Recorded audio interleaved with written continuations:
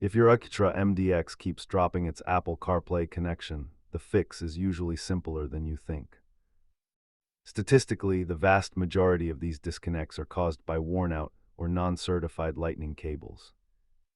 Let's walk through the diagnostic steps to get your infotainment system back on track. Start by performing a hard reset on both your phone and the Acura system to clear any software glitches.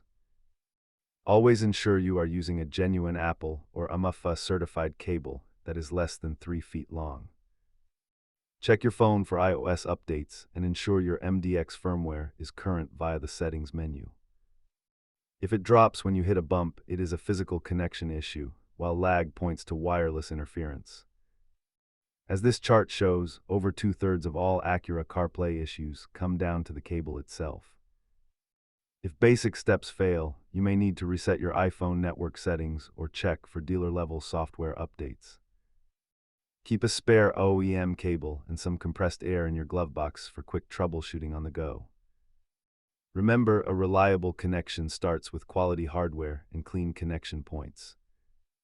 Thanks for watching. Use these steps to stay connected, and we will see you in the next video.